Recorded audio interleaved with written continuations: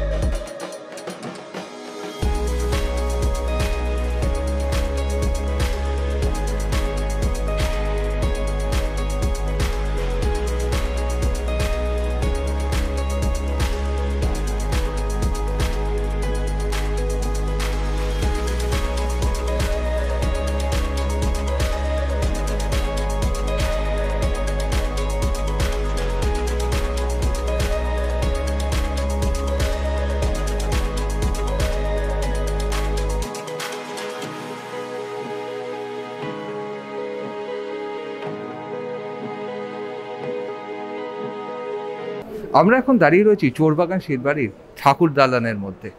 আমার সৌভাগ্য যে আমার কলেজ জীবনের বান্ধবী হচ্ছে এই বাড়ির মেয়ে শতাক্ষী।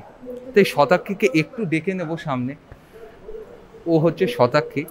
আজকের এই ব্লগটি হোস্ট করবে শতাক্ষী, কারণ এই বাড়ি সম্বন্ধে অনেক বেশি জানে শতাক্ষী আমার থেকে, এবং অনেক ভালো কথাও বলতে পারে সে আমার থেকে। ফলে শতাক্ষী, আমি তোকে হ্যান্ড ওভার করলাম। তুই এবারে প্লিজ দর্শকদেরকে বুঝিয়ে দে যে তোর বাড়ির পুজো কীরকম, এবং দেখিয়ে দে। চোরবাগান শিলবাড়ির দুর্গাপুজো 166 বছরে পা রাখলো। আমাদের রামচাঁদ শীল এবং ক্ষেত্রমণির দাসীর হাত ধরে এই পুজোর প্রথা প্রথম শুরু হয়, এবং আজও সেই প্রথা অবিরত। আশা করছি আগামী বছরেও আমরা এই জিনিস অবিরত রাখতে পারবো। আমরা আগের বছরে সবাই আমরা কোভিড জর্জরিত ছিলাম, এবং কোভিডের সিচুয়েশনের জন্য কাউকেই আমরা এই শিলবাড়িতে ইনভিটেশন বা আমন্ত্রণ করতে পারিনি। এই বছরেও কোভিডের দাপট যে কম সেটা আমরা একেবারেই এড়িয়ে যেতে পারবো না, কিন্তু তবু কোভিড আমাদের একটু লাগাম ছাড়া করেছে। তাই আমরা কিছু রেস্ট্রিকশন মেনেই আমাদের কিছু যারা খুব নিকট আত্মীয় তাদের আমরা ডেকে নিয়েছি, যাতে আমরা সবাই মিলে এই পুজোর আনন্দ ভাগ করে নিতে পারি। চলুন আমরা এবার একটু ঘুরে দেখি কিভাবে এই পুজো আমরা এগিয়ে নিয়ে যাই।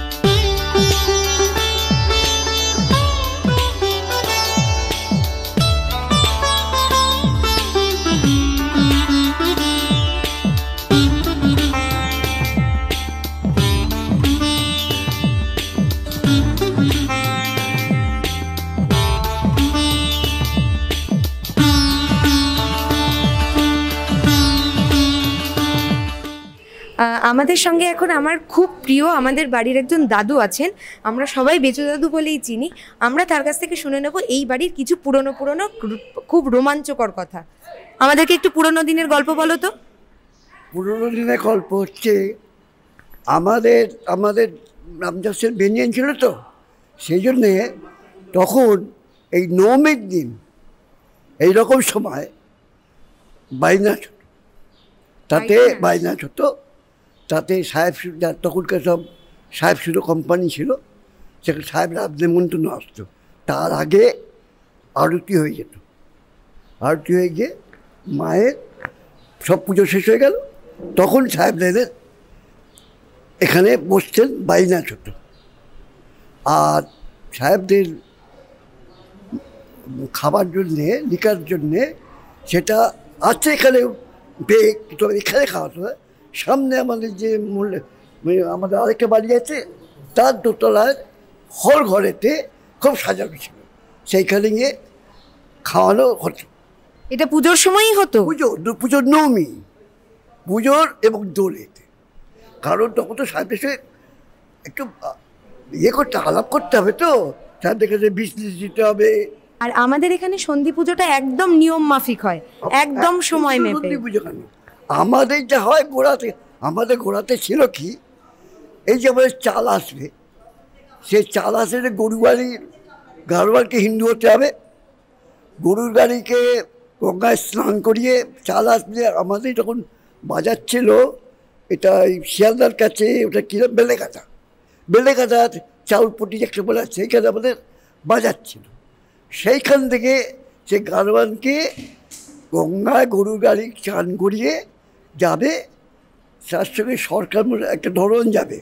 যখন চাল উঠবে তখন তো অত গাড়ি ঘোড়া ছিল না, সেই গরুর গাড়ি যখন আসবে খবর দেবে আমাদের বাড়িতে, এবং প্রত্যেকটা জানলা যেটা পথে দেখা যায় সব জানলা বন্ধ হয়ে যাবে, বাড়ির কোনো বউ ছেলে সেখানে নজর দেবে না। আমাদের মায়ের অঞ্জলি যেটা দেবে পালাদার, সেটা অঞ্জলি একটা করে দেবে, জবা 3 বার অঞ্জলি হবে তো, একবার দেবে জবা, একবার দেবে বেলপাতা, আর একটা হবে চাপা। এবার 3টে সোনার দেবে, এবং মায়ের সোনার নথ হবে। মায়ের যে সোনার প্রত্যেক বছর তৈরি হবে, এই সেটা লাগে প্রায় তখনকার মতো 4 আনা সোনা, মানে 1/4 অফ দ্য বডি।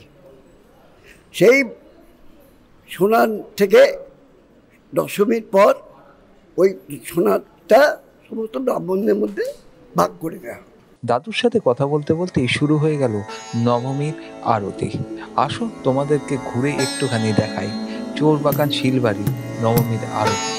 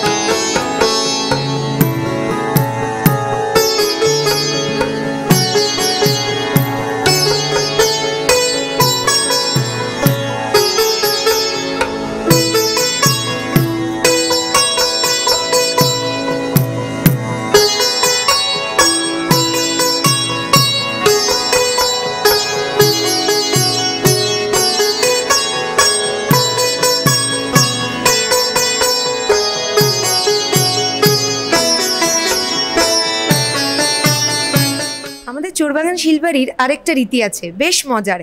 আমাদের সপ্তমী নবমীতে বেশ জমিয়ে অনুষ্ঠান হয়।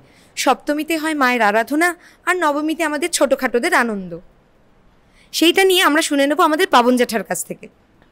হ্যাঁ, আমরা বেশ কিছু বছর, তাও প্রায় 1993 সাল থেকে আমাদের এখানে একটা সপ্তমীর দিনে একটা বাড়ির সবাইকে, ছেলে মেয়ে বউয়েদেরকে নিয়ে একটা গানের অনুষ্ঠান হয়। প্রথম সেখানে কিছু নাটকেরও ভাব ছিল, নাটকেরও প্রাধান্য ছিল। সেখানে ছোট ছোট ছেলেমেয়েরা নাটকে অভিনয় করত, এবং যারা গান গাইতে পারত তারা গানেতে, এবং নাচ যারা করতে পারতো তাদেরকে নাচটা মোটামুটি শিখিয়ে তাদের নাচেরও একটা অনুষ্ঠান থাকতো।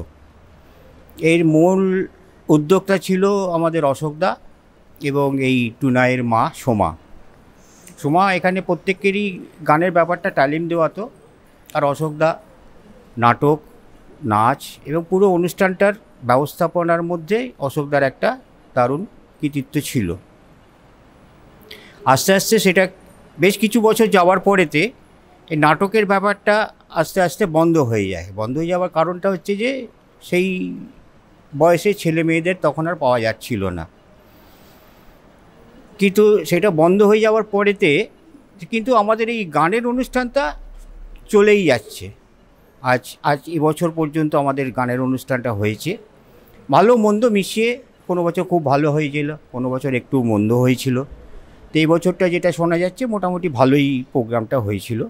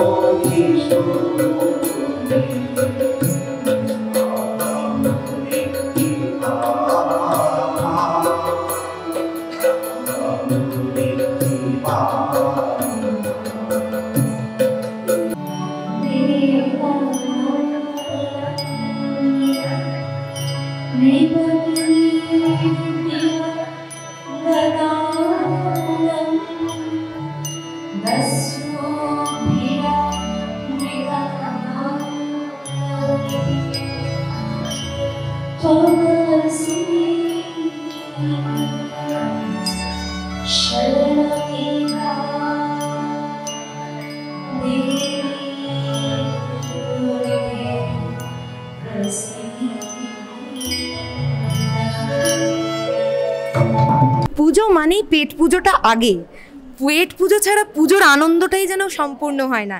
তো শিলবাড়ির পেট পুজোর একটু পুরনো একটু নতুন ইতিহাস নিয়ে আমাদের গল্প শোনাবে এই বাউসোনা কাকা। আমরা কিন্তু শিলবাড়ির যত সদস্য আছে সবাই কিন্তু খুবই খাদ্যরসিক, বিশেষ করে আমরা আমিষের প্রতি খুবই ভক্ত। কিন্তু মানে আমাদের পুজো উপলক্ষে যেদিন ঘট বসে, মহালয়ার দিন থেকে যেদিন ঘট বসে নবমী পর্যন্ত এই 9 দিন আমাদেরকে নিরামিষ খেয়ে থাকতেই হয়। আমরা কিন্তু ওই নিরামিষটাকেও যেহেতু ভোজন রসিক, বেশ রসিয়ে খাই। এই রসিয়ে খাওয়ার মধ্যে রয়েছে, এতদিন ধরে তো আমরা আমিষ খেয়ে আমাদের জিভের যে স্বাদ এসছে সেই স্বাদটাকে পরিবর্তন করার জন্যে প্রথম হচ্ছে আমাদের শুক্তো যেমন অন্য জায়গায় মানে তেঁতো দিয়ে হয়, আমাদের আবার যেহেতু মা এসছেন বাড়িতে, তেঁতো হবে না, তার জন্যে পাট গাছের পাতা দিয়ে, যেটাকে আমরা বলি নালতে পাতা, সেই দিয়ে শুক্তো হয়। এছাড়া আমাদের আরেকটি বিশেষ হচ্ছে যে এই সময় পানি ফল হয়, সেই পানি ফলের ডালনা তৈরি হয়, পাঁপড় দিয়ে ডালনা, এবং কখনো কখনো পাঁপড়ের সাথে সর্ষে দিয়ে ঝালও খেয়েছি। এছাড়া ডালের বড়া এবং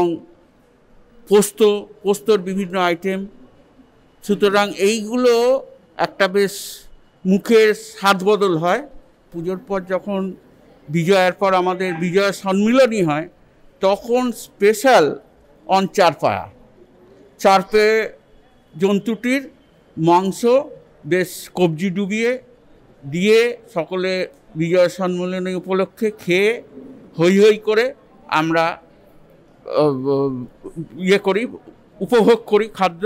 এবং আরেকটি কথা, যদিও এটা বলাটা ঠিক হবে কিনা জানি না, সেটা বলতেই হচ্ছে, সেটা হচ্ছে বিজয়ার পর ঠান্ডাই সহকারে সিদ্ধি খাওয়া, এবং সিদ্ধি খাওয়ার পর যারা নতুন নতুন সিদ্ধির নেশা বোঝে না, তারা যে মাটিতে গড়াগড়ি দিয়ে কত কী কাণ্ড করে, তার একটি মজার গল্প সবাই আমাদের শিলবাড়িতে আছে।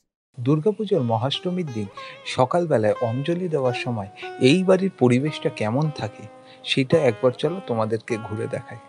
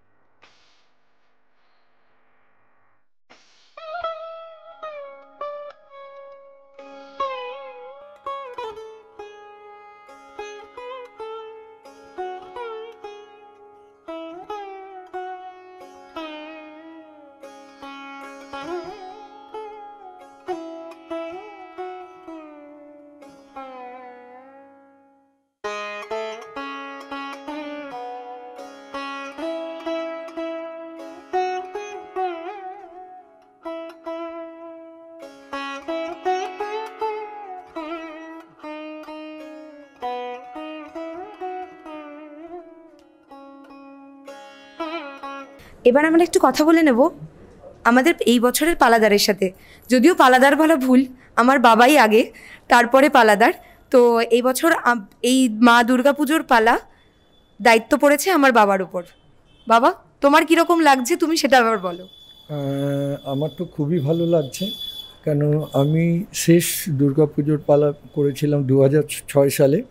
তারপরে তার 5 বছর পরে, কেন 5 বছর অন্তর আমরা এই পালাটা পাই, এবং 5 বছর অন্তর আমাদের 5টা বাড়ি, তো 5টা বাড়িতে প্রত্যেক বছরে পালাগুলো ঘুরতে থাকে, এবং তাদেরও মধ্যে যে যে ভাগগুলো আছে সেই ভাগে ভাগে ঘুরতে ঘুরতে মানে এক একজনের প্রায় 15 বছর 20 বছর পরে পরে পালা পায় তারা।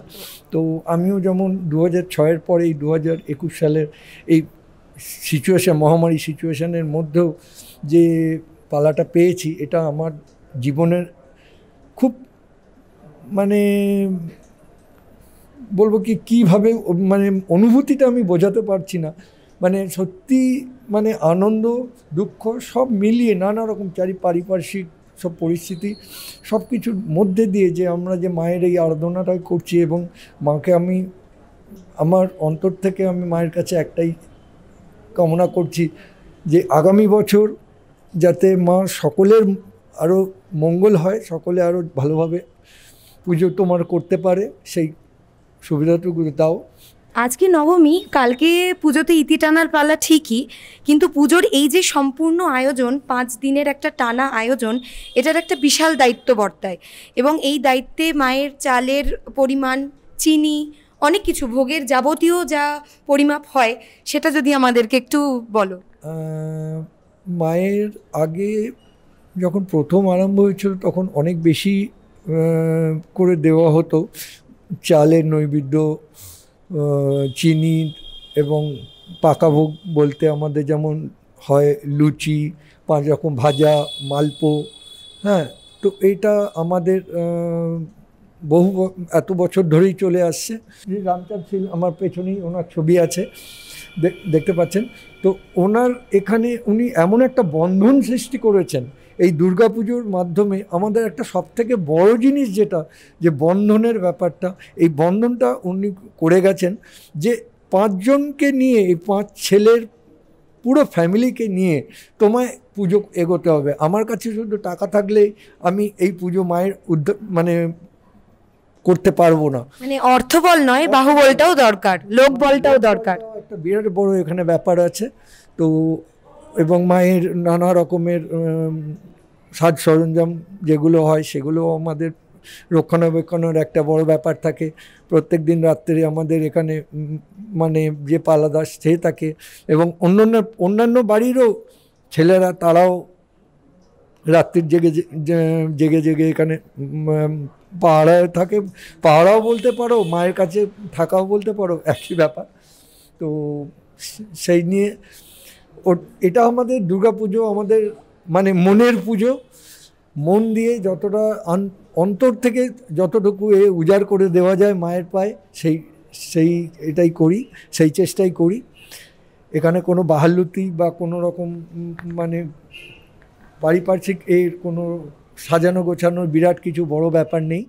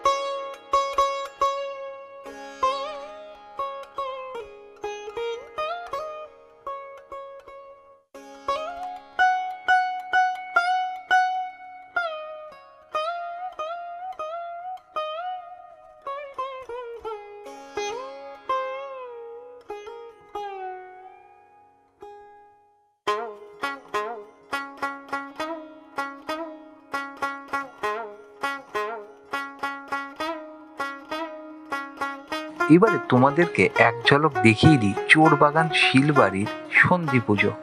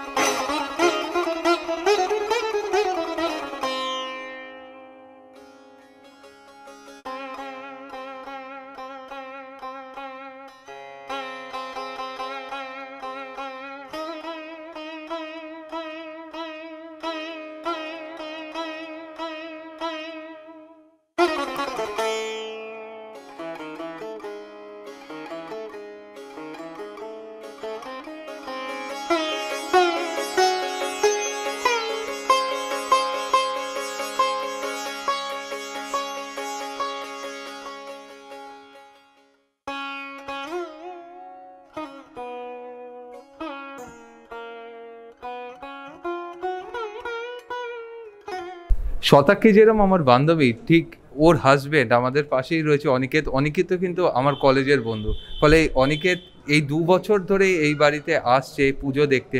ওর থেকে জেনে নেব যে কি রকম ওর এক্সপিরিয়েন্স হলো।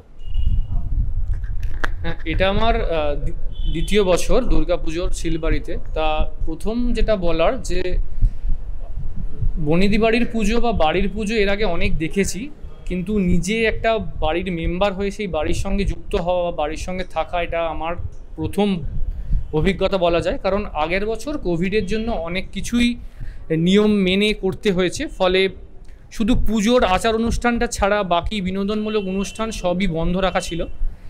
এবছর প্রথম থেকে যদি শুরু করতে হয়, বাড়ির প্রথম যেটা সবথেকে আকর্ষণীয়, বাড়িটাকে খুব সুন্দরভাবে সাজিয়ে তোলা হয় পুজোর সময়, আলো দিয়ে খুব সুন্দরভাবে ঘিরে ফেলা হয় ঠাকুরের সমস্ত দালান, ঠাকুরের সমস্ত চারপাশের অংশ। তার সাথে একটা যে কালচারাল অনুষ্ঠান থাকে সপ্তমীর দিন, গান, ঠাকুরের শ্লোক, তার উপর একটা অনুষ্ঠান থাকে সপ্তমীর দিন, এবং অষ্টমীর সকালে গরু পুজো হয়। যে পুজোটার একটা বিশেষত্ব আপনাদেরকে বলা দরকার, সেটা হচ্ছে কলকাতার অন্য কোনো রাজবাড়ি বা অন্য কোনো বনিদি বাড়ির পুজো এটা সচরাচর দেখা যায় না বা নেই এই প্রথা। একমাত্র কলকাতার চোরবাগান শিলবাড়িতেই এই প্রথা রয়েছে। এর সাথে রয়েছে অষ্টমীর দিন ধুনো পরানো। হয়তো আপনারা অনেকেই দেখে থাকবেন আজকাল সোশ্যাল মিডিয়ায় যে ধুনো পোড়ানো ব্যাপারটা কি, কিন্তু চোখের সামনে সেটা দেখা এবং তার যে অভিজ্ঞতা সেটা সত্যি ভাষায় প্রকাশ করার মতো নয়। এরপরে যদি আসতে চাই নবমীর দিন সন্ধ্যা আরতি স্বাভাবিকভাবেই হয়, কিন্তু এখানে একটা বিশেষত্ব রয়েছে, সেটা আপনারা যদি কোনো দিন আসেন বা দর্শনার্থী হিসেবেও আসতে চান, এসে দেখতে পারেন। এই বাড়ির আর একটা যে রীতি রয়েছে, মহালয়া থেকে মায়ের বিদায় অর্থাৎ দশমী পর্যন্ত পুরোপুরি নিরামিষ খাওয়া দাওয়া হয়। প্রত্যেক সদস্য এবং প্রত্যেক যে বাড়ির যারা পুজোয় অংশগ্রহণ করেন, পুজোর জোগাড়ের কাজ থাকেন, প্রত্যেকেই নিরামিষ থাকেন। এবং মাকে বিদায় দেবার দিন অর্থাৎ দশমীর দিন প্রত্যেকের বাড়িতে মাছ মুখে দিয়ে মাকে বিদায় জানানো হয়। এই রীতি কিন্তু শিলবাড়িতেই আপনি পাবেন। এই রীতিটা এই বাড়ির বিশেষত্ব বলা যায়। পুজো মানেই পুজোর একটা বড় অংশ হচ্ছে মহামায়ার ভোগ। এই ভোগ কোথায় হচ্ছে, কিভাবে হচ্ছে, তারই একটা ছোট্ট অংশ আমরা দেখে নেব আমাদের এই ভিডিওতে।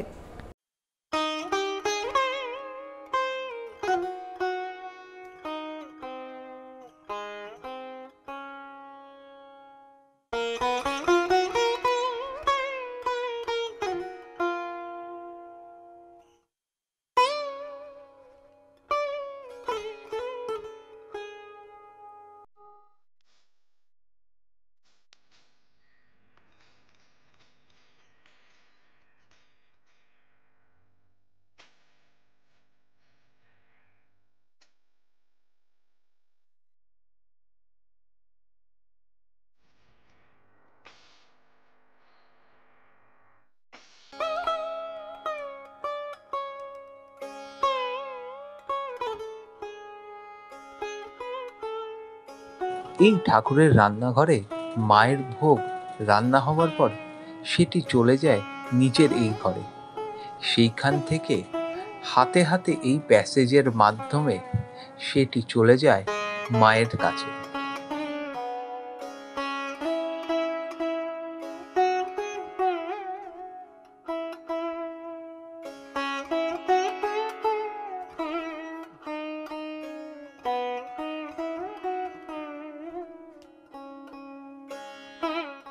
এই চোরবাগান শিলবাড়ির পুজো তোমাদের কেমন লাগলো কমেন্ট করে প্লিজ জানিও।